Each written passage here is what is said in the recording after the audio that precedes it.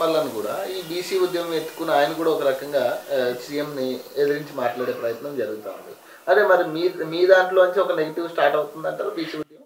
ఇప్పుడు తీన్మార్ మల్లన్ అనేటువంటి వ్యక్తి ఆయన ఫస్ట్ నుంచి కూడా మీరు ఆయన యొక్క హిస్టరీని మీరు గమనించినట్లయితే ఆయన ఎప్పుడు ఒక స్క్రీన్ మీద ప్రతి అంశాన్ని గత ప్రభుత్వాన్ని విమర్శించాడు. ఇవాళ కూడా ప్రభుత్వాన్ని ఆయన విమర్శించే ప్రయత్నం ఆయన చేస్తున్నారు.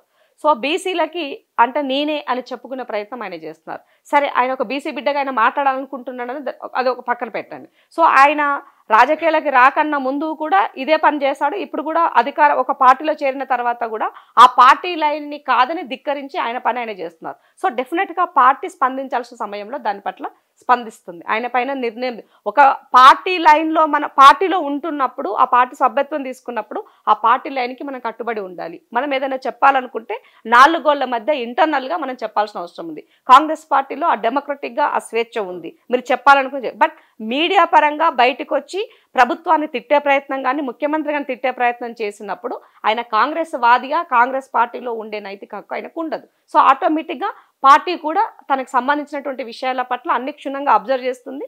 పార్టీ నిర్ణయం తీసుకున్న సందర్భంలో నిర్ణయం తీసుకుంటుంది. ఇప్పుడు నేను కూడా బీసీ ఉద్యమం చేస్తాను ఖచ్చితంగా, దీని మీద నేను కొట్లాడతాను ప్రభుత్వంతో అని ఆయనే చెప్తా ఉన్నాడు. అదే చెప్తున్నాను, ప్రతిదాని ఒక సందర్భం ఉంటుంది. శిశుపాలుడు 100 తప్పులు చేసినట్టుగానే తప్పులను లెక్క పెడుతుంది. ఆ తప్పులు లెక్క పెట్టిన తర్వాత ఎప్పుడు చేయాలో అప్పుడు నిర్ణయం చేస్తారు. సో ఇవాళ ఆయనకు ఉన్నటువంటి రైట్ని ప్రొటెస్ట్ చేయాలా, బీసీల తరఫున నేను మాట్లాడాలని ఆయన డిసైడ్ చేసుకున్నప్పుడు సో కాంగ్రెస్ పార్టీ బీసీల కోసం కట్టుబడి ఉన్నది కాబట్టే కులగణన మొదలుపెట్టింది. ఇవాళ వాళ్ళని కాదని ఏదైనా కాంగ్రెస్ పార్టీ చేయలేదు నేను చేయను అని అంటే అప్పుడు నువ్వు ఒక బీసీ నాయకుడిగా ఎదగాలని నువ్వు ఆలోచన నీకు ఉన్నప్పుడు నువ్వు బయటికి వచ్చి దాని గురించి మాట్లాడితే ఈ సమాజం కూడా హర్షిస్తుంది. మరి వాళ్ళ తీన్మార్ మల్లన మాట్లాడే మాటలకు ఎంత సానిడిటీ ఉంది చెప్పండి, ఎంతవరకు ఉంది అని అడుగుతున్నాను. స్వార్థంగా ఆలోచించేటువంటి ఆలోచన ఉన్నటువంటి వ్యక్తులు రాజకీయాల్లో ఎక్కువ కాలం మనగల్లో ఉండరు అనేది మన అందరికీ తెలిసిన విషయమే.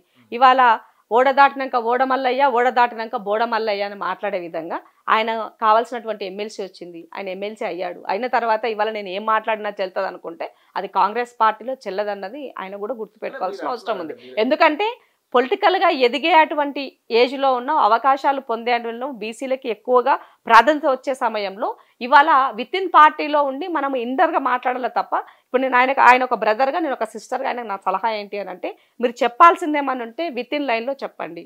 అది మండలిలోనో లేదనుకుంటే పొద్దున్నేసే టీవీ డిస్కషన్ల ముందు అది మనం మాట్లాడడం వల్ల ఏమవుతుందంటే మన పార్టీని మనం డిగ్రేడ్ చేసుకున్న వాళ్ళం అవుతాము. కాబట్టి పార్టీలో ఉండాలనుకుంటే పార్టీ లైన్లో ఉండి మాట్లాడాల్సిన అవసరం ఉంది. దీనికి సంబంధించి పిసిసి ప్రెసిడెంట్ మహేష్ అన్న కూడా ఆల్రెడీ దీని పట్ల ఒకసారి స్పందించడం కూడా జరిగింది. తప్పకుండా సరైన సందర్భంలో సరైన నిర్ణయం కూడా జరుగుతుంది.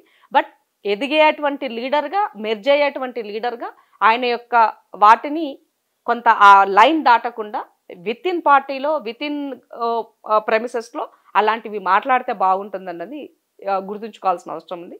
మోరవర్ ఒక టీవీ ఛానల్లో పొద్దున్నేసే మాట్లాడంటే ఒక ఎమ్మెల్సీగా ఒక లెజిస్లేటివ్ మెంబర్గా అది చెయ్యొచ్చా చేయకూడదా కూడా ఆయన ఆలోచించుకోవాల్సినటువంటి అవసరం ఉంది.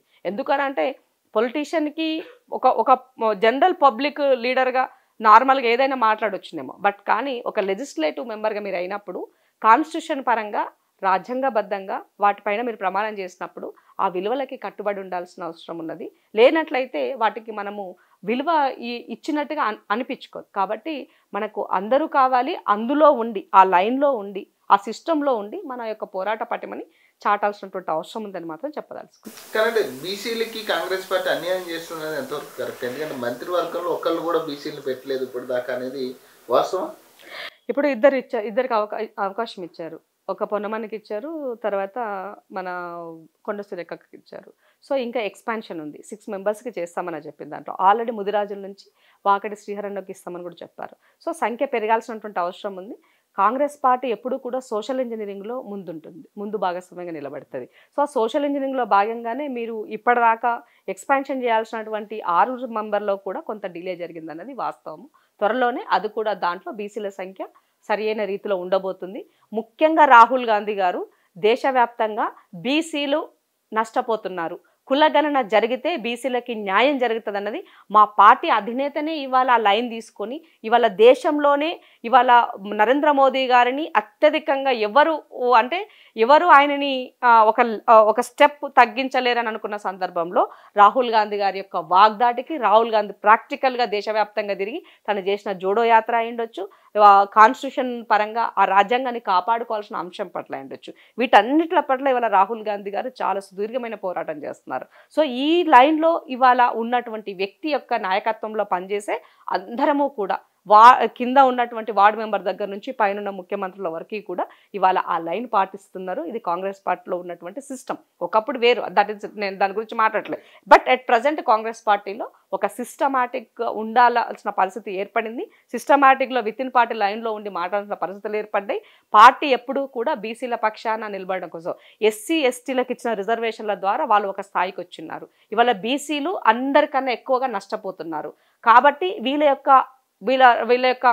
ఏమంటారు అధికారం కాపాడాలన్నా, వాళ్ళ హక్కులు కాపాడాలన్నా, ఇవాళ ఆర్థిక అసమానత తొలగిపోవాలన్నా కూడా బీసీలకి రావాల్సిన చట్టబద్ధంగా వాళ్ళ వాటా రావాలని చెప్పేసి రాహుల్ గాంధీ గారు చాలా దృఢ నిశ్చయంతో ఉన్నారు. కాబట్టి డెఫినెట్గా ఇవాళ ఇవి ఈ రోజు కాకపోయినా రేపు డెఫినెట్గా సక్సెస్ అవుతామన్న నమ్మకం మాకుంది. ఆయన నాయకత్వంలో పనిచేస్తూ ఉన్నప్పుడు మనమందరం కూడా దాన్ని కట్టుబడాల్సిన అవసరం ఉంది.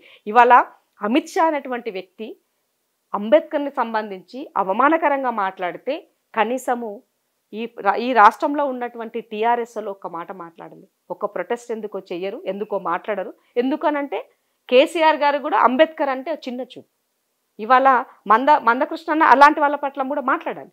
ఎందుకనంటే అదే భారతీయ జనతా పార్టీ అంబేద్కర్ అవమానిస్తున్నప్పుడు అంబేద్కర్ ద్వారానే తెలంగాణ రాష్ట్రం వచ్చింది, అంబేద్కర్ ద్వారానే హక్కులు వచ్చాయి, అంబేద్కర్ ద్వారానే ఇవాళ మనందరికీ ఇవాళ ఎంతో ప్రామాణికంగా చూసేటువంటి ఒక కాన్స్టిట్యూషన్, ఒక కులబద్ద ఇవాళ మనల్ని కాపాడుతుంది ఆ రాజ్యాంగం. ఇవాళ దానిని అవమానపరిచినటువంటి ఆ పార్టీని మనం సపోర్ట్ చేయాల్సినటువంటి అవసరం లేదు అని చెప్పదలుచుకుంటాను నేను.